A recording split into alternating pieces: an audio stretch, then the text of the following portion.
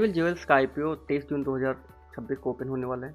और जब कंपनी के मैंने नंबर्स देखे तो एक चीज़ काफ़ी सरप्राइज कर रही है और वो है कंपनी का प्रॉफिट आफ्टर टैक्स। तो प्रॉफिट आफ्टर टैक्स को भी देखें तो पिछले 2 साल में ही प्रॉफिट आफ्टर टैक्स 2.4x हो गया है, जो कि काफ़ी सरप्राइजिंग नंबर है।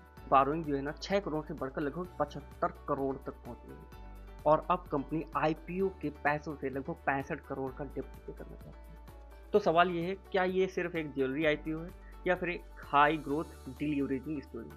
आइए समझते हैं नंबर से। तो सबसे पहले देखते हैं कि एडविल ज्वेल्स करती क्या है। तो एडविल ज्वेल्स जयपुर बेस्ड एक कंपनी है जो हैंडमेड कुंदन, मीना और पोल की ज्वेलरी बनाती है। अगर आप ट्रेडिशनल ब्राइडल ज्वेलरी मार्केट को देखते हैं तो ये वही सेगमेंट है जहां क्राफ्टमैनशिप और ब्रांड दोनों बहुत इंपॉर्टेंट होते हैं और कंपनी का फोकस भी इन्हीं की बीच पे है। अब कंपनी के अगर नंबर देखते हैं तो कंपनी का FY23 में जो रिवेन्यू था वो था 47 करोड़ के आसपास में। वही FY25 में ये बढ़कर 125 करोड़ के करीब पहुंच गई। और इंटरेस्टिंग बात तो ये है कि FY26 से पहले 9 महीने में ही कंपनी ने लगभग 124 करोड़ का रिवेन्यू जनरेट कर लिया है। यानी ग्रोथ मोमेंटम अभी भी बना हुआ है और अच्छी ग्रोथ है इसमें देखने को मिल रही है एक्चुअली। लेकिन जो सबसे इम्पोर्टेंट इसमें है मेरे लिए वो है कंपनी का प्रॉफिट। क्या कंपनी सच में कुछ प्रॉफिट भी बना रही है?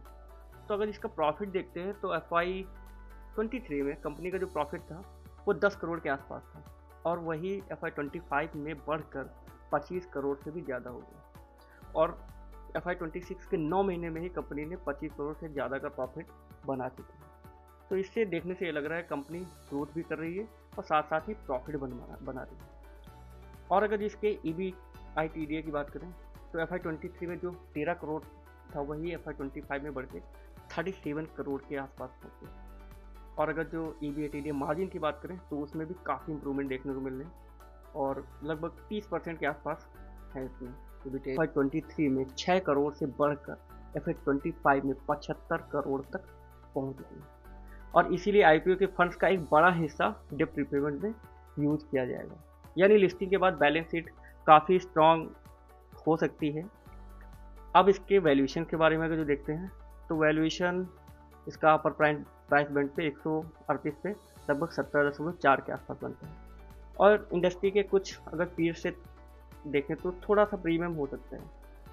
लेकिन यहाँ एक नंबर जो सबसे इम्पोर्टेंट है वो ये है, कंपनी की जो रिटर्न ऑन इक्विटी है वो 56% के आसपास है। और आपको तो पता ही है कि जब भी हम कोई एनालिसिस करते हैं फंडामेंटल एनालिसिस में ROE कितना इंपॉर्टेंट होता है और यूजुअली हम 15 से ऊपर अगर कोई कंपनी होती है तो हम उसको अच्छा मानते हैं और इस केस में 56 के आसपास है। तो उस बेसिस ROE बेसिस पे ये कंपनी थोड़ा बेटर तो है। अब बात करते हैं इसके रिस्क की। तो भाई कंपनी का जो बिजनेस है गोल्ड और डायमंड्स पर हैविली डिपेंड करता है।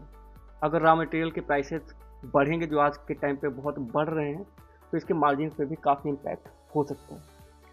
और कंपनी का जो ब्रांड है इसका राम भोजो, उसका भी बिजनेस देखना पड़ेगा कि किस प्रकार से वो कस्टमर लेके आ पा रहा है कि नहीं आ पा रहा है। तो अगर सिंपल वर्ड्स में एडविल ज्वेल्स को हम समराइज करें तो रिवेन्यू काफ़ी स्ट्रॉन्ग देखने को मिल रहा है, प्रॉफिट भी अच्छा है 2.4x हुआ है और अगर जो EBITDA की बात करें तो वो भी लगभग 30% के आसपास है।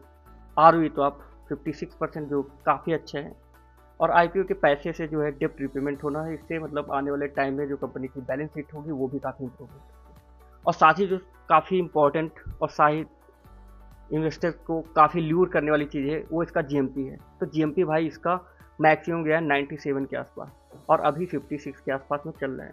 हालांकि GMP एक अनऑफिशियल और अनरेगुलेटेड नंबर्स होता है जिस पे हम रिलाई नहीं कर सकते, लेकिन इससे ये पता लग रहा है कि ग्रे मार्केट में काफ़ी सेंटीमेंट्स काफ़ी पॉजिटिव सेंटीमेंट्स हैं एडविल ज्वेल्स आईपीओ को लेकर। तो भाई अब सवाल ये बढ़ता है, क्या एडविल ज्वेल्स आईपीओ आपको इंटरेस्टिंग लग रहा है? कमेंट करके आप जरूर बताना। Thank you.